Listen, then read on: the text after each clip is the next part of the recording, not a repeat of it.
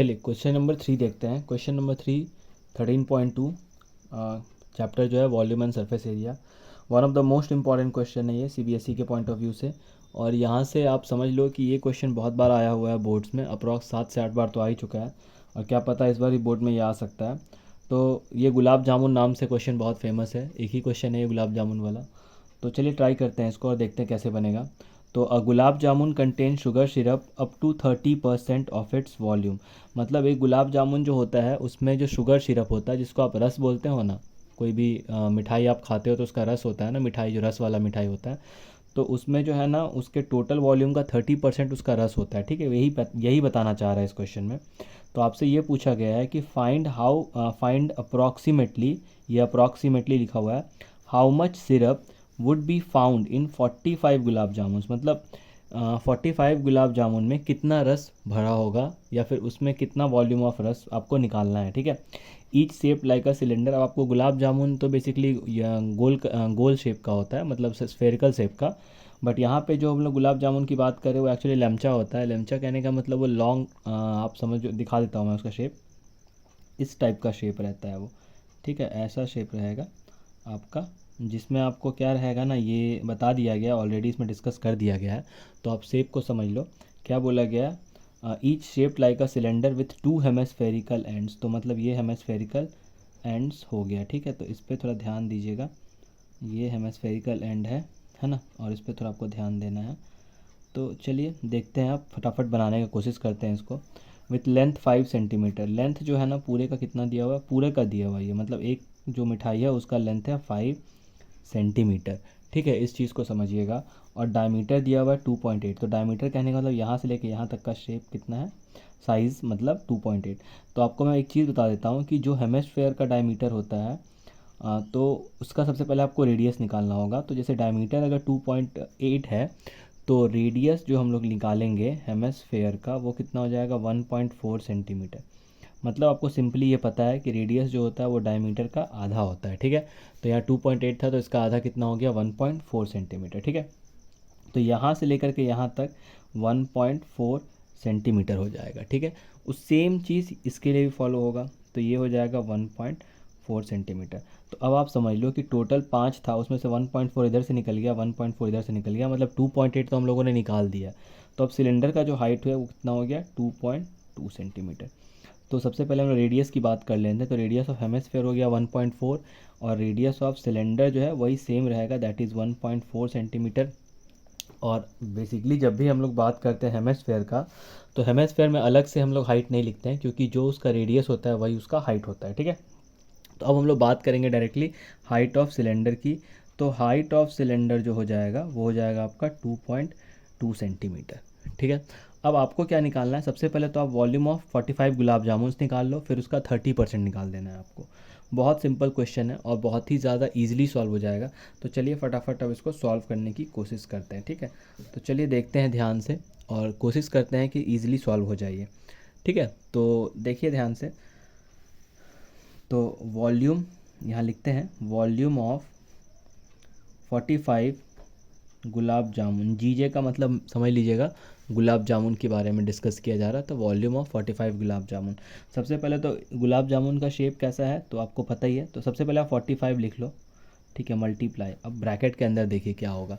आपको पता ही है कि ब्रैकेट के अंदर क्या होना चाहिए, तो हम लोग को पता है कि 2 इंटू वॉल्यूम ऑफ हेमिस्फेयर होना चाहिए, क्योंकि 2 हेमिस्फेयर लगा हुआ था, आपको मैंने दिखाया था शेप।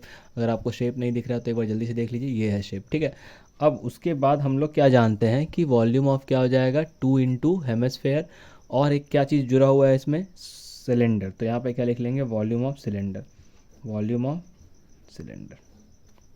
ठीक है, यहाँ पे आपका ब्रैकेट हो गया क्लोज।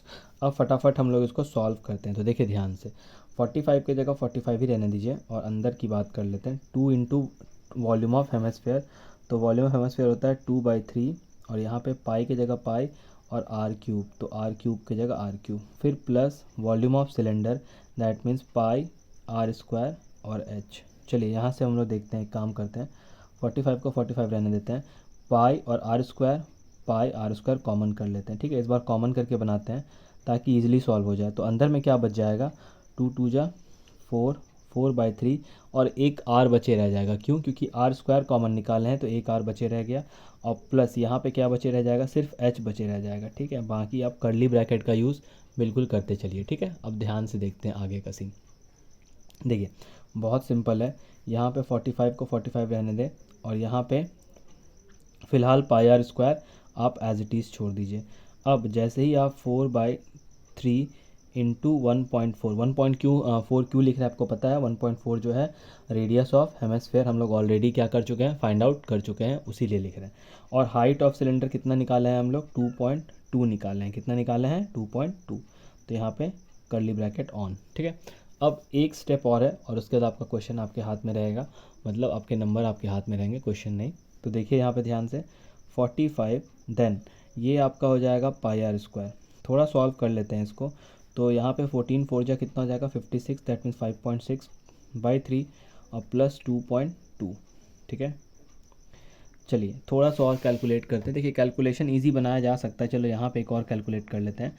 तो 45 ऐसे लिखा गया। ठीक है, 45 और इसमें क्या किया जा सकता है, देखिए पाई आर स्क्वायर, हम लोग इसको अगर एलसीएम ले लें यहाँ पे तो क्या हो जाएगा, 5.6 प्लस 6.6। ठीक है, तो अब हम लोग अगर देखें ध्यान से तो कितना हो जाएगा यहाँ पे, पाई आर स्क्वायर 6 + 6 कितना हो गया, 12, और 5 + 6 11 1 12, तो 12.2 आ जाएगा, और बाई कितना हो जाएगा, 3।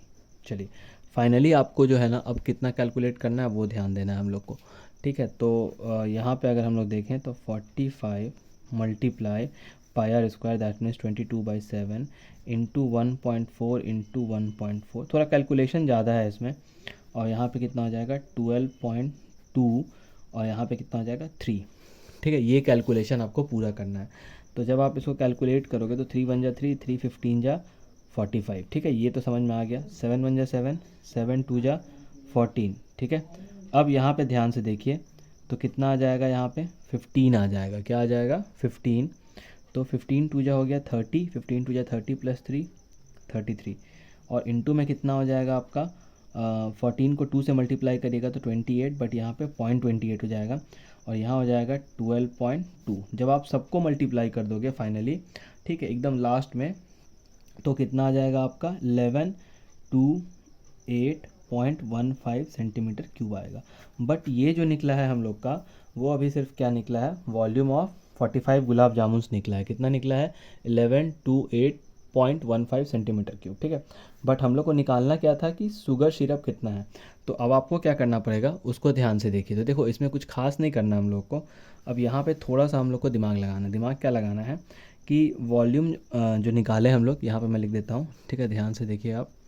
तो volume of 45 gulab jamun is equal to कितना निकला, 1128.15 सेंटीमीटर क्यूब।